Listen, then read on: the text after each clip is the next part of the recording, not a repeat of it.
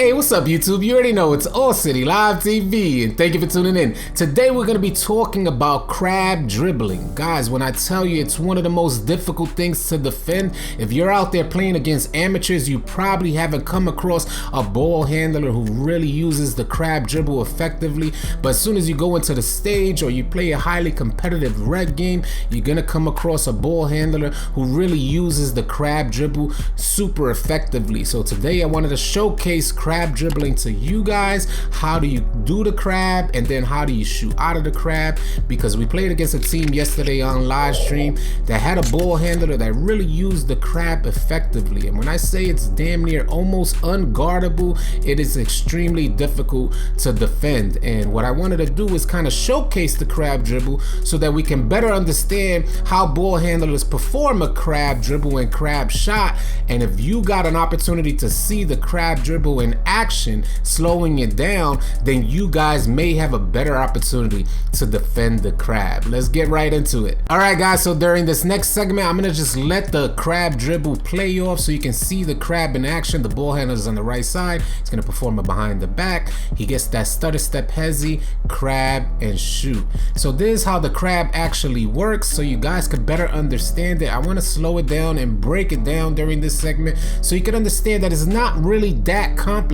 The ball handler is not performing extremely complicated moves. Crab is all about timing, and I can't stress that enough. From the crossover escape, you could usually understand what the ball handler has equipped from the crossover escape, and from the crossover escape it looks like he's using the Allen Iverson package. So we're gonna just reanalyze that, the Allen Iverson size up package. I'm gonna run it in slow motion so you can see it right here. Along the right side, he does a little crossover right there, which brings the ball over to his left hand. And the reason why he's bringing the ball over to his left hand is so that he can perform the behind the back, which you're gonna see in action right now. You can see Tanner is guarding him. Tanner has a tremendous amount of defensive badges and attributes on this player that he's defending the ball handler with. So brings it over to his left hand, and then he performs. Tanner gets a reach animation, and immediately he's able to perform the behind the back. So if you guys are not familiar with how to perform the behind the back, I'm gonna break all of this down right after this segment here. So he gets the behind the back, that creates some space. Now what's the key aspect of this crab is this next stutter step right here that he goes. And the way you get that stutter step, let me just let it rewind it a little bit so you guys could better understand. He gets this little hezzy right there. That little hezzy stutter step happens when you let go of everything. So you let go of everything on your controller and you get that stutter step animation, which the ball handler could actually shoot out of. If he wanted to, he could shoot out of that. But being that Rain Dynasty was playing such great defense up high against the ball handler, he didn't shoot out of it, but instead the screen is another important factor to all of this. The crab would not be able to happen as effectively if there wasn't a screen involved there. So they got a person that sent a screen that's faster than our center, which is smart about the person who's using that crab. So that's smart on the end of the person who's using the crab. But you see, Tanner's just coming out of the screen, and being that he's just coming out of the screen, the ball handler already triggered the crossover escape, and Tanner is now behind the ball handler, which gives him an opportunity to shoot, and it's green.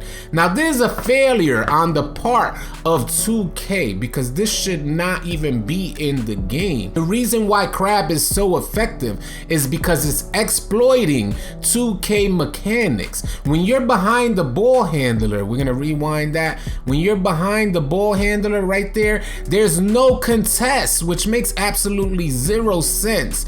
So right here, Tanner's, the reason why they call it a crab is because Tanner is rendered ineffective. Our defender is rendered ineffective, completely useless when the defender is behind the crab. It doesn't count as a contest, which is why the ball handler easily pulls the shot up and there is zero contest on the shot. When you perform a crab effectively, there is zero contest on that shot, which is why he's able to green it, even though Tanner is right there jumping right behind him. And that's the effectiveness of the crab. Another aspect that I want to point out about this crab animation is having a center. There needs to be trust between the center and the guard for the crab animation to work out effectively. If the center stays too high for too long, then our secondary defender can defend against the crab shot.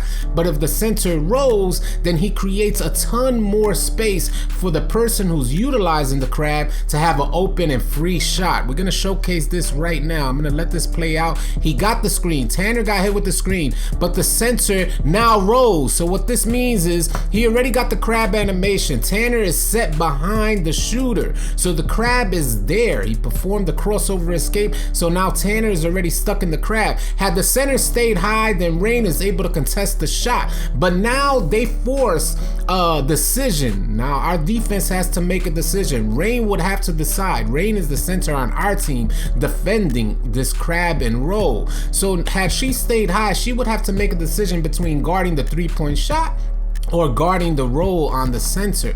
So the center, their center rolled, and now he has an open free shot. So guys, I'm gonna let this play out at full speed one more time so you can see how effective the crab dribble and crab shot actually is out there. It forces the defense to make a decision between the 3 and the roll, which is super dope. And I want to get into a point. I want to get into the next segment. I want to show you guys how easy it is to actually perform these crab dribble moves, because it's not complicated.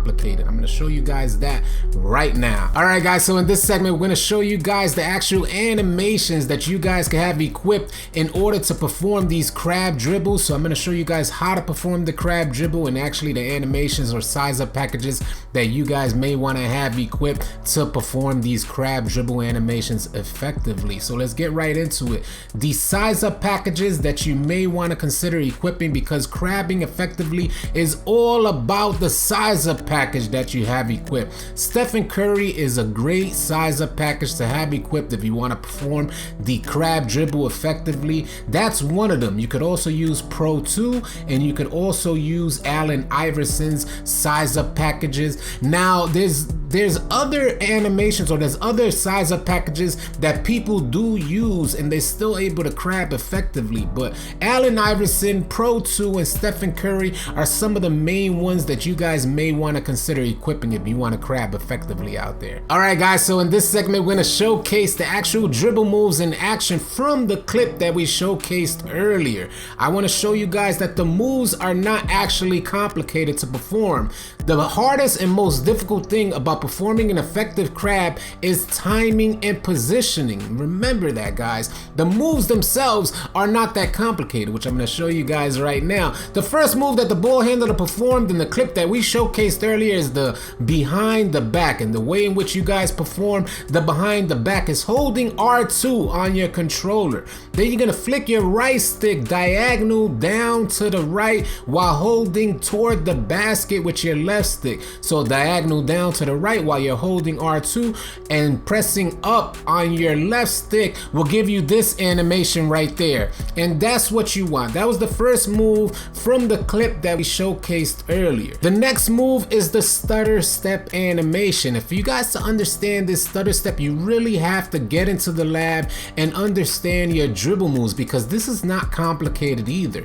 After every single speed boost, if you just let go of everything, your player does an automatic stutter step animation, which I'm going to show you guys. Very simple right here. If we go this way, come back down, stutter step animation. You understand? After every single speed boost, he does a stutter step animation, and that's the stutter step right there. And what a crab player actually can do out of that stutter step is perform a crossover escape after. There's so much that you can do out of that stutter step. You could actually Steph Curry behind the back, you could perform a crossover escape animation, or you could actually shoot out of that little stutter step animation. And that's what ball handlers, this is actually the key that most people are not really fully taken grasp of. That stutter step is the key to all crab players. If you understand that little stutter step animation, if you're patient with the ball while you're handling the ball out there, if you're just a little patient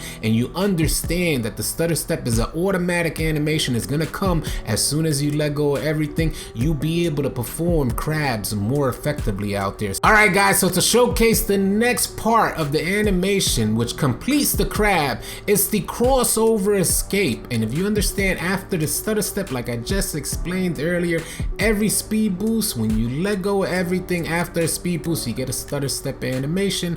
After you get into that stutter step animation, you can perform a crossover escape, and that's most of the time completes the crab animation. And I'm gonna showcase this to you guys right now. We're gonna go on over to the left, crossover, and when you get that speed boost, get back over, get that stutter step, crossover escape. So to understand the crossover escape, which is actually completes the crab, most players complete their crab with that crossover escape. All you gotta do is hold R2. You can do this with one hand, hold R2. If the ball is in your left hand, to perform the crossover escape, just press to the right. So you get that crossover escape animation. This is all part of your size up packages. And that crossover escape animation will change depending on which size up package you guys have equipped out there. I hope you guys found this video helpful and informative. I hope you guys got a better understanding of how to perform the crab. And if you have a better understanding on how to perform the crab, hopefully this will help you better defend against the crab animation. If you're new to the channel, please consider subscribing to our channel, as we're gonna have a ton of NBA 2K20 content coming your way. I'll catch you guys on the next video.